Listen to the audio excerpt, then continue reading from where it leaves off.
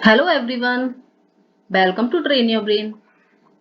कैसे हैं आप सभी? आई होप कि आप सभी बहुत अच्छे होंगे। और आज की क्लास में हम करने वाले हैं हिस्ट्री के मोस्ट इम्पॉर्टेंट क्वेश्चंस जो कि वैदिक काल से लिए गए हैं। और यहाँ हम कर रहे हैं यूपी ट्रिपल एससी पैट 2022 के लिए क्विक रिवीजन क्वेश्चंस की फॉर्म में। चलिए स्टार्ट करते हैं विदाउट एनी डिले। तो फर्स्ट क्वेश्चन है हमारे पास, आर्य शब्द का क्या अर्थ है? ऑप्शन है हमारे पास नर जाति समूह, यायावरी जन, भाषा समूह या श्रेष्ठ वंश। क्या होगा सही आंसर? आंसर करने की कोशिश करेंगे, देन हम आपको राइट आंसर बताएंगे। तो राइट आंसर है यहाँ पे श्रेष्ठ वंश। आर्य शब्द का अर्थ है श्रेष्ठ वंश या फिर शिष्ट या कुलीन वंश जो होता था उसे बोलते थे श्रेष्ठ वंश। चलिए चलते हैं नेक्स्ट क्वेश्चन पे। और नेक्स्ट क्वेश्चन है हमारे पास, सबसे पुराना वेद कौन सा है? यजुर्वेद, ऋग्वेद, सामवेद या अथर्ववेद? तो सही आंसर है हमारा ऋग्वेद सबसे पुराना वेद है। हमारे पास 4 वेद हैं, ऋग्वेद, यजुर्वेद, सामवेद, अथर्ववेद। इसमें से 3 वेद ऋग्वेद, यजुर्वेद और सामवेद पहले आए थे और उसके बाद में सबसे लास्ट का वेद माना जाता है अथर्ववेद। चलिए चलते हैं नेक्स्ट क्वेश्चन पे।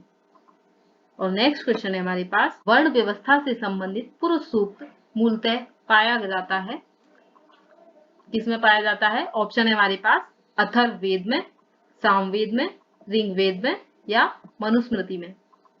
तो क्या होगा सही आंसर? ऋग्वेद में कुल ऋग्वेद का जो 10वां मंडल है उसमें पुरुष सूक्त का वर्णन किया गया है। और बात करें तो ऋग्वेद में ही सबसे पहले शूद्र शब्द का प्रयोग किया गया था, इस बात को याद रखेंगे। चलिए चलते हैं नेक्स्ट क्वेश्चन पे। और नेक्स्ट क्वेश्चन है हमारा,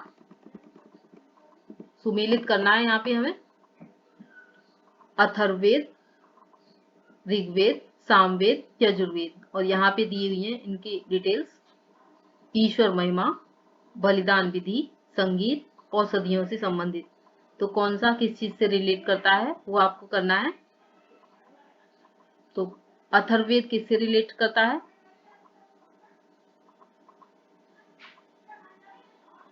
अथर्ववेद किससे रिलेट करता है? तो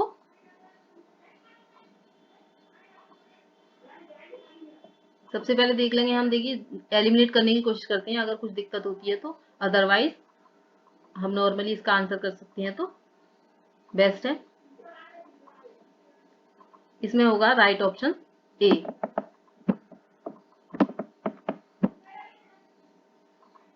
क्वेश्चन हम देख लेंगे, ऋग्वेद में कितने सूक्त हैं? 1028, 1017, 1020 या 1028? तो सही आंसर यहाँ पे होगा 1028।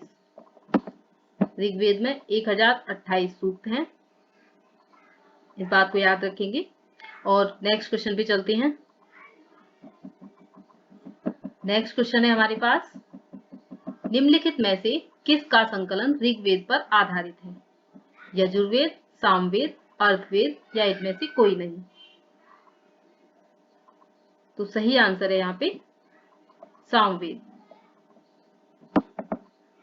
सामवेद का संकलन ऋग्वेद पर आधारित है। इसमें कुल 1810 छंद हैं, इनमें से 75 को छोड़कर सभी ऋग्वेद से लिए गए हैं।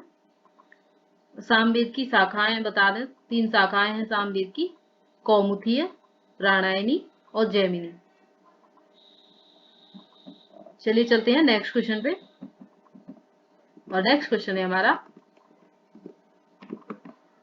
उपनिषद काल के राजा अश्वपति कहाँ के शासक थे ये बताना है। ऑप्शन है हमारे पास काशी के, केकय के, पांचाल के या विदेह के।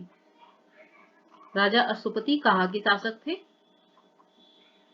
तो राजा अश्वपति केकय के शासक थे। राजा अश्वपति एक क्षत्रिय राजा थे। चलिए चलते हैं नेक्स्ट क्वेश्चन पे। और नेक्स्ट क्वेश्चन है हमारा, वैदिक नदी, सॉरी यहाँ पे मिसप्रिंट है, अस्किनी, अस्किनी की बात हो रही है। वैदिक नदी अस्किनी की पहचान निम्नलिखित नदियों में से किस एक के साथ की जाती है? ऑप्शन है हमारे पास बिहार, रावी, चेनाब या झेलम। क्या होगा सही आंसर? सही आंसर है चेनाब। अस्किनी का पुराना नाम, चेनाब नदी का ही पुराना नाम है अस्किनी। और भी यहाँ पे कुछ नदियां हैं जिनके पुराने नाम बहुत ही इंपॉर्टेंट होते हैं, उसे याद रखेंगे, एग्जाम्स में मोस्ट ऑफ पूछे जाते हैं। चलिए चलते हैं नेक्स्ट क्वेश्चन पे। और नेक्स्ट क्वेश्चन है हमारे पास, ऋग्वैदिक काल में निष्क किस अंग का आभूषण था? कान का, गले का, बाहु का या कलाई का?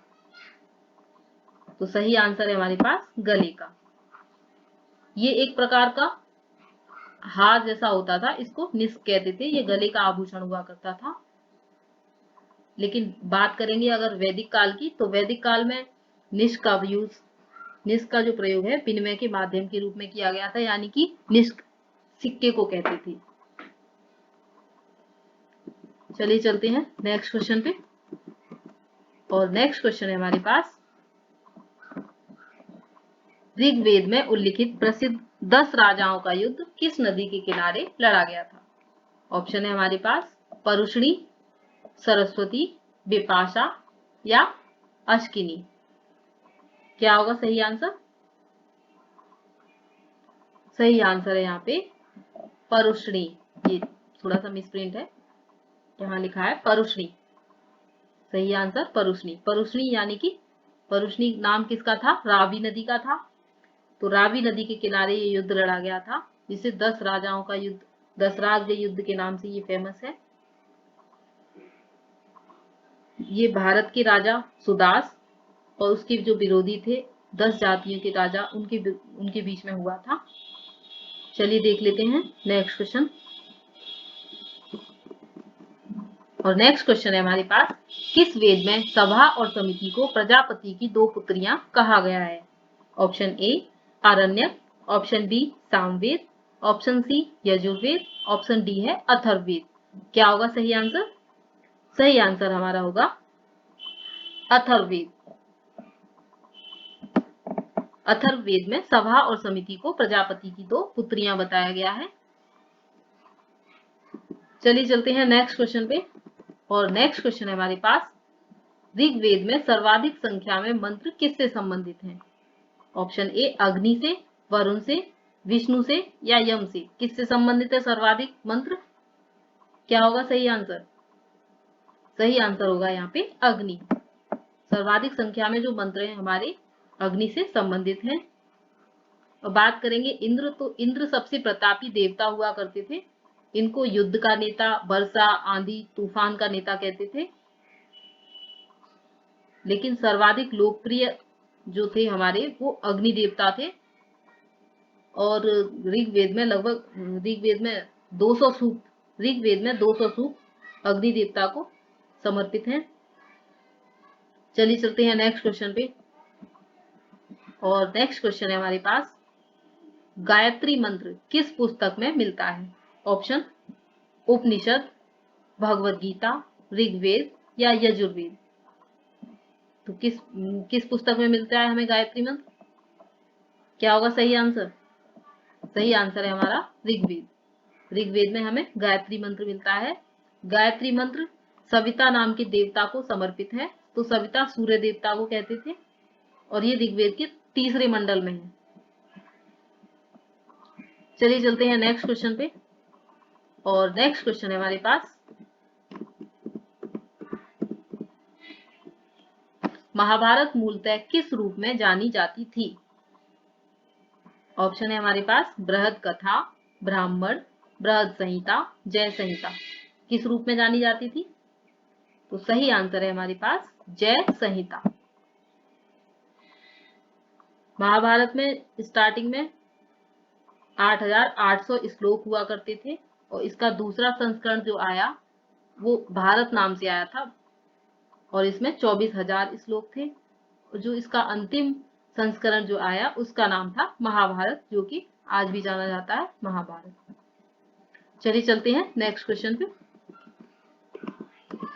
और नेक्स्ट क्वेश्चन है हमारे पास, सत्यमेव जयते किस उपनिषद से लिया गया है?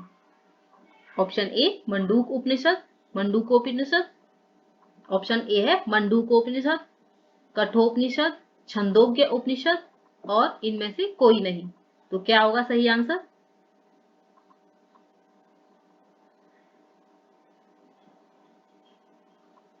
सही आंसर इसमें से कोई सा नहीं है।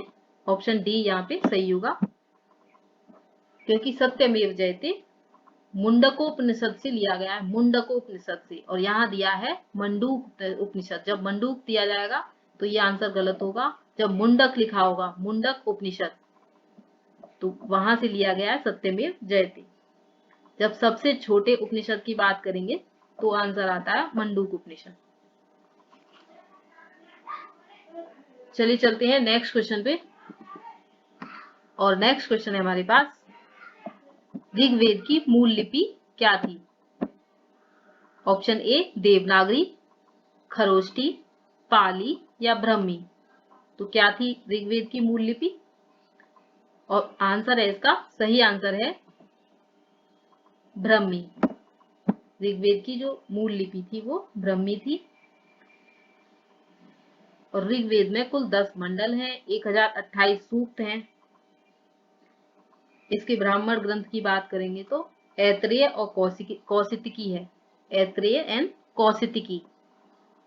और इसके जो पुरोहित होते थे ऋग्वेद के, उन्हें हम होता कहते थे। इस बात को याद करेंगे, पूछ लिया जाता है ये एग्जाम्स में, इसको याद रखेंगे कि इसके जो पुरोहित होते थे उसको होता कहते थे। चलिए चलते हैं नेक्स्ट क्वेश्चन पे।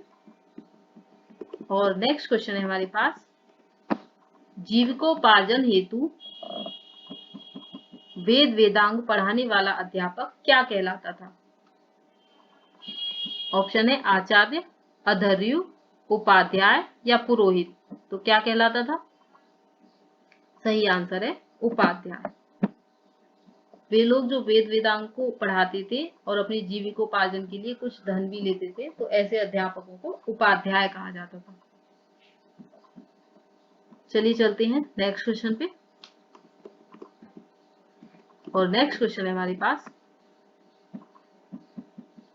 ऋग्वेद में अघन्य का प्रयोग हुआ है। अघन्या किसे कहा गया है, मतलब ये बताना है हमको। तो ऑप्शन है हमारे पास, बकरी के लिए, गाय के लिए, हाथी के लिए या घोड़े के लिए। तो सही आंसर है यहाँ पे गाय के लिए। ऋग्वेद में गाय के लिए अघन्या शब्द प्रयोग किया गया है, जिसका मतलब है ना मारे जाने योग्य। इसको मारा नहीं जा सकता, और इसकी अगर कोई हत्या करता है या घायल करता है तो ऋग्वेद में इसके लिए मृत्युदंड या देश निकाले का प्रावधान भी है। चलिए चलते हैं नेक्स्ट क्वेश्चन पे। और नेक्स्ट क्वेश्चन है हमारा,